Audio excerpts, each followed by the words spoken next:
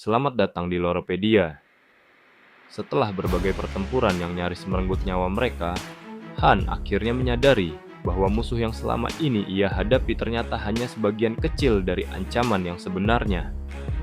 Di balik semua konflik yang terjadi di Taunia, terdapat kelompok rahasia yang memiliki tujuan jauh lebih besar daripada sekadar merebut kekuasaan. Semuanya dimulai ketika Han bertemu dengan Persein. Sosok yang selama ini terlihat tenang dan rasional itu akhirnya menunjukkan wajah aslinya. Tanpa keraguan sedikit pun, Perseine membunuh Delphine, seseorang yang dikenal sebagai salah satu individu terkuat di Kekaisaran. Peristiwa itu menjadi bukti bahwa keseimbangan kekuatan yang selama ini dikenal Han telah berubah. Namun yang lebih mengejutkan bukanlah kematian Delphine, melainkan apa yang dikatakan Perseine setelahnya. Menurut Perseine, dunia saat ini sudah rusak sejak awal. Hero, monster, kerajaan, bahkan sistem yang mengatur seluruh dunia hanyalah bagian dari struktur yang cacat. Karena itulah kelompok mereka berusaha melampaui batas yang telah ditentukan.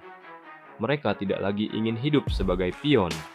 Mereka tidak lagi ingin tunduk pada aturan. Mereka ingin menghancurkan sistem itu sendiri. Perseine bahkan menawarkan Han kesempatan untuk bergabung. Bagi orang lain, tawaran itu mungkin terdengar menggiurkan. Dengan bergabung, Han bisa mendapatkan kekuatan, informasi, dan mungkin kesempatan untuk keluar dari siklus penderitaan yang terus berulang. Namun Han menolak, karena bagi Han ada satu hal yang tidak bisa diterima. Kelompok ini menggunakan penderitaan mereka sebagai alasan untuk menghancurkan hidup orang lain. Mereka mengaku mencari kebebasan, tetapi dalam prosesnya justru menciptakan korban baru. Bagi Han, itu bukan pembebasan. Itu hanya bentuk lain dari keputusasaan. Tidak lama setelah pertemuan tersebut, situasi berubah menjadi kekacauan total. Pasukan gereja mulai bergerak. Kamp ekspedisi yang sebelumnya menjadi tempat berlindung berubah menjadi medan pembantaian. Api berkobar di berbagai arah. Jeritan memenuhi udara. Dan di tengah kekacauan itu, Han harus mengambil keputusan. Ia memilih menyelamatkan pria. Keputusan itu langsung membuat dirinya menjadi target utama. Perseine, Raja Binatang Kiyatni, dan Saintes bergerak bersamaan untuk mengejar mereka. Tiga kekuatan besar yang masing-masing cukup untuk menghancurkan pasukan biasa kini berdiri di hadapan Han. Semua jalur pelarian ditutup. Kiri, kanan, dan depan dipenuhi musuh. Satu-satunya jalan yang tersisa hanyalah tebing curam yang mengarah ke bawah pulau terapung. Situasi itu terlihat mustahil. Bahkan pria mulai kehilangan harapan. Namun Han tetap tenang, karena selama hidupnya di Pick Me Up, ia telah berkali-kali menghadapi situasi yang lebih buruk. Saat Perseine kembali menawarkan kerjasama dan meminta Han menyerahkan pria, Han hanya tertawa. Ia menolak semua alasan yang mereka berikan. Menurut Han, semua orang pernah menderita. Semua orang pernah kehilangan sesuatu. Tetapi tidak semua orang menggunakan rasa sakit itu sebagai alasan untuk menghancurkan kehidupan orang lain. Itulah perbedaan terbesar antara Han dan mereka.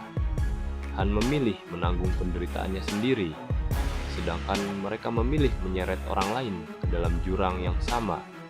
Dan setelah mengucapkan penolakan terakhirnya, Han melakukan sesuatu yang tidak diduga siapapun.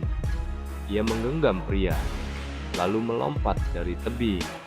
Keputusan Han untuk melompat dari tebing bukanlah tindakan nekat tanpa perhitungan. Sejak awal, ia sudah mempelajari peta pulau terapung dan mencari kemungkinan jalur yang tidak diketahui musuh. Namun di balik pelarian tersebut, muncul masalah yang jauh lebih serius. Han menerima misi pribadi, misi yang memutus dirinya dari dukungan normal yang biasanya ia miliki. Tidak ada bala bantuan, tidak ada rekan satu tim, tidak ada jalan mundur. Untuk pertama kalinya setelah sekian lama, Han benar-benar harus menghadapi semuanya sendirian. Di tengah perjalanan, berbagai informasi yang selama ini tersembunyi mulai terungkap. Han perlahan memahami bahwa sejarah Taunia jauh lebih rumit daripada yang ia kira. Selama ini banyak orang menganggap Taunia hanyalah salah satu dunia biasa di dalam sistem permainan. Namun kenyataannya tidak sesederhana itu. Menurut informasi yang berhasil ia dapatkan, Paunia lahir dari penyatuan 4 dimensi yang berbeda. 4 dunia yang sebelumnya terpisah disatukan oleh sosok yang dikenal sebagai Kaisar Pertama. Dan yang membuat semuanya semakin mengejutkan adalah sumber kekuatan yang digunakan oleh Sang Kaisar. Kekuatan interferensi, kekuatan yang mampu memengaruhi ruang dan waktu, kekuatan yang selama ini hanya diketahui berhubungan dengan dimensi yang lebih tinggi. Penemuan ini membuat banyak potongan teka-teki mulai tersusun. Han akhirnya memahami mengapa beberapa individu mampu melampaui batas normal yang seharusnya tidak bisa ditembus. Ia juga mulai memahami alasan di balik kemunculan pangeran yang menjadi pusat seluruh konflik. Jika teori tersebut benar, maka pangeran bukan sekadar manusia biasa. Ia mewarisi sesuatu yang jauh lebih berbahaya, sesuatu yang bahkan berhubungan dengan fondasi dunia itu sendiri. Inilah alasan mengapa kekuatan kelompok Perseid berkembang dengan sangat cepat. Inilah alasan mengapa Delphine bisa dikalahkan dengan mudah. Dan inilah alasan mengapa ancaman kali ini berbeda dari semua ancaman sebelumnya. Han kemudian menyadari satu fakta yang membuat situasi menjadi semakin rumit. Musuh-musuhnya tidak sepenuhnya melampaui sistem. Mereka hanya berada di setengah langkah menuju kondisi tersebut. Jika mereka benar-benar berhasil mencapai tingkat berikutnya, kemungkinan besar tidak ada seorang pun yang mampu menghentikan mereka. Sementara itu, Han juga mulai mempertimbangkan berbagai pilihan yang ia miliki. Pilihan pertama adalah menunggu bantuan dari luar. Pilihan kedua adalah menyelesaikan semuanya sendiri, seperti biasanya. Dan pilihan ketiga adalah memanfaatkan kekuatan yang bahkan dirinya sendiri belum sepenuhnya pahami. Masalahnya, setiap pilihan memiliki konsekuensi yang mengerikan. Semakin lama Han berpikir, semakin jelas bahwa tidak ada jalan keluar yang sempurna. Apapun keputusan yang diambil, seseorang pasti harus membayar harganya. Bagian yang paling menarik dari seluruh arc ini sebenarnya bukan pertarungannya, melainkan perubahan cara berpikir Han. Dulu, Han hanya fokus untuk bertahan hidup. Ia menyelesaikan misi demi misi tanpa terlalu memikirkan masa depan dunia di sekitarnya. Namun sekarang situasinya berbeda. Ia mulai memikirkan nasib Taunia. Ia mulai memikirkan orang-orang yang telah bertarung bersamanya. Dan untuk pertama kalinya, ia mempertimbangkan untuk mengorbankan dirinya demi masa depan yang lebih besar. Ada teori menarik dari informasi yang muncul sejauh ini.